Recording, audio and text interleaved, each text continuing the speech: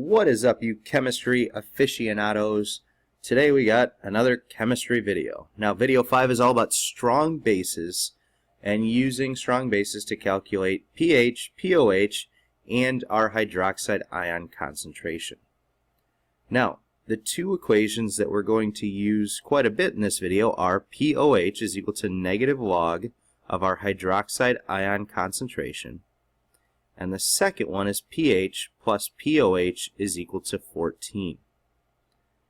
And so as we go through these two equations are going to be used quite a bit. Now our first question is calculate the pH of a 0.00939 molar solution of calcium hydroxide. Now our first step is to, well, figure out our dissociation equation. So we have calcium hydroxide breaks down to become calcium plus 2 hydroxides. And so now that we have our dissociation equation, we can figure out our hydroxide ion concentration. Now remember, we have an equation to help us out with that. Our hydroxide ion concentration is equal to the number of hydroxides produced multiplied by the molarity of the original solution. And so in this case, we have the number of hydroxides produced, 2, multiplied by our molarity, 0.00939 molar.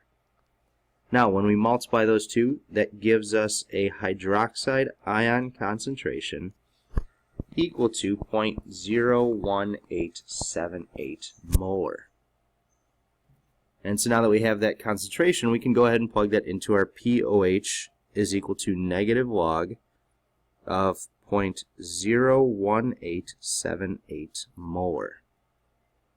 Now, once we do that, we get a pOH equal to 1.73. Now, with this 1.73, the next step is to plug it in for our pOH in our next equation. So we have 14 is equal to pH plus pOH. So we have 14 is equal to pH plus 1.73. And so our next step would be to subtract 1.73 from both sides. So our pH is equal to 14 minus 1.73, which then comes out to be 12.27. And so the next one, to calculate the pH of a 0.0029 molar solution of sodium hydroxide, that one is a homework question for you guys.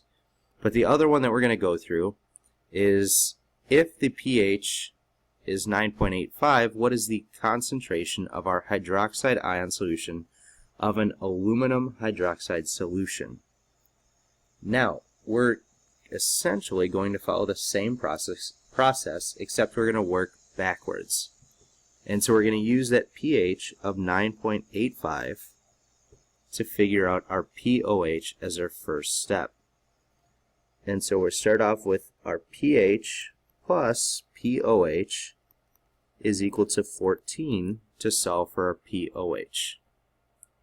Now, our next step then is to plug in that 9.85, so we have 9.85 plus pOH is equal to 14, and so we know that we're going to have to subtract 9.85 from both sides.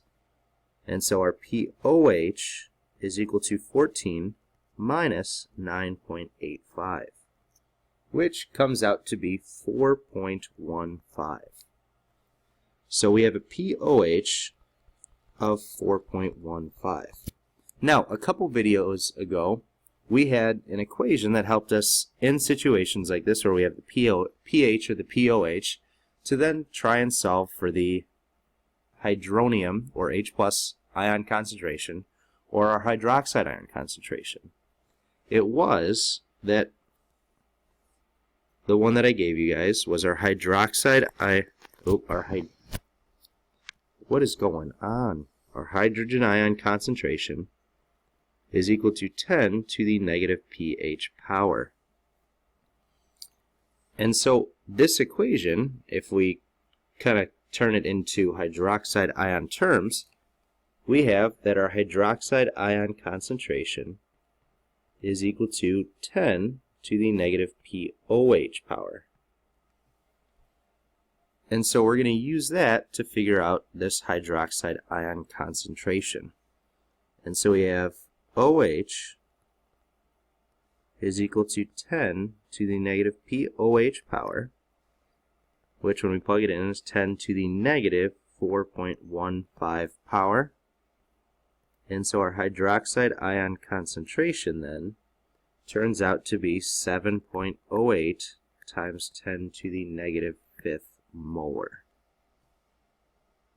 So that's it. This next one is another homework problem for you guys. So if the pH is 13.5, what is the concentration of OH minus of a potassium hydroxide solution?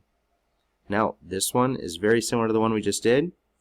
Keep in mind the substance that it's asking about, in this case potassium hydroxide, that substance doesn't play any sort of effect or any sort of role in trying to solve this problem. So just something to watch out for. Good luck. See you tomorrow.